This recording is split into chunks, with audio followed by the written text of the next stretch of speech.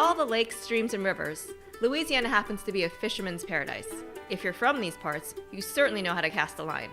I'm spending my morning at Toledo Bend Lake, the largest man-made body of water in the South, and learning about bass fishing from award-winning pro bass fisherman Daryl Gleason. So Daryl, this is an amazing day to go fishing. Yeah, it's beautiful. We have a little ripple on the water, which we love here. It kind of makes the fishing a little bit better. How big is this lake? And it's about 1,200 miles of shoreline and around 186,000 acres of water. How long have you been fishing this lake? Spent a lot of time out here through college. In the last 6 or 7 years, it's been, like my full-time job. Yeah, everyone that I've met in Louisiana loves to fish. It's something down here, the outdoors, it's in everyone's blood. And you just have so many opportunities from our freshwater fishing up here all the way down to the coast. And Toledo Bend has been ranked #1 bass fishery in the United States the last 2 years in a row by Bassmaster magazine. So what kind of fish can you catch in the lake? Well, we have all the major freshwater species here. The two predominant ones that most people come here for are the largemouth bass, and then also we have crappie in the lake. Is it a really hard thing to do to come out here, or is this just for experts? If you want to come recreationally, you can come and hire a guide. You can go out on your own and catch fish. Paul, I think you got a bite. Jerk, as hard as you can, jerk. Pull, you do, look. Oh my gosh. Oh, look at it. Look. Oh my gosh. Look at the size of that fish. I just caught that. That is so awesome. Holy cow. I almost cursed on camera. We also have tons of bass fishing tournaments, from very small entry fee levels for the beginner to very expert level professional entry fees. We also have something cool here on Toledo Bend. We do what they call big bass tournaments. It could be you and your son, you and your wife, you and your buddy. You go out and you fish all day and you're trying to catch the one biggest fish.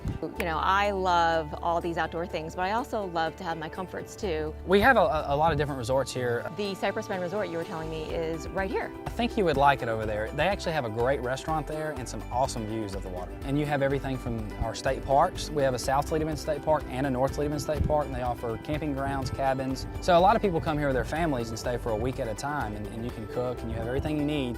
But we also have a lot of people who like to rough it, who like to tent camp and maybe bring an RV, those kind of things. And we have plenty of places along the border to do that too. So that was an awesome day on the lake. Yeah, I really enjoyed having you. It was great for you to come down and fish with me. I was excited. Thank you so Awesome. much.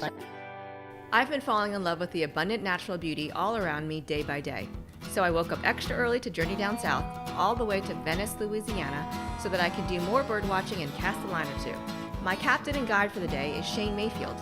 Shane grew up in these parts and knows everything there is to know about the Delta. So where exactly are we again? I mean, we're sitting at Cypress Cove Marina, but we went on downriver, got in the Mississippi River, went south, went to the Delta National Wildlife Refuge. I mean, there's great fishing there. We tried to catch some fish. We didn't catch any fish. Ooh, I just got something. I think I lost it though. You had a redfish. I had a redfish, you guys. This is a salad. This is for our vegetarian fishermen out there. You gotta have salad with your fish, right?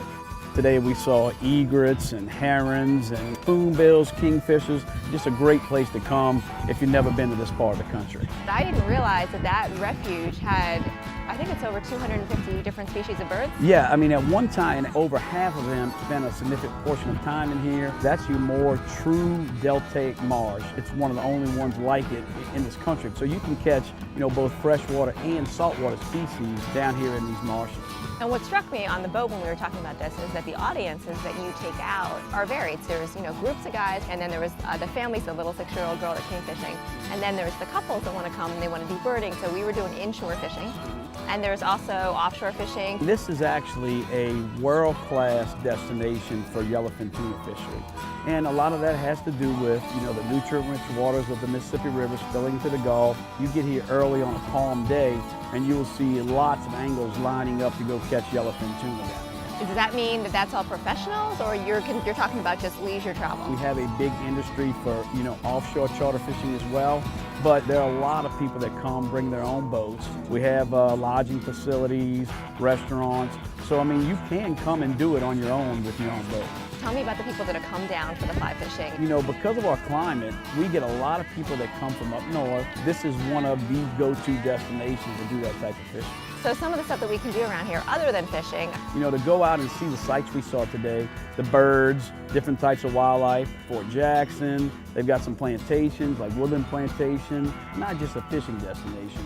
Tell me about the plantations. You guys have a lot of history in Venice. There's a lot of plantations up and down the Mississippi River because years ago, the Mississippi River was the highway. But you know, to go see Woodland and to talk to Foster Capel, the owner, who's a good friend of mine, and hear about the history of it. That's Boots. Oh, is he the biggest one? Yeah, I don't care for him. I named him Boots because that's what he's going to be before long. They've turned them into bed and breakfasts. They have first-class accommodations and food.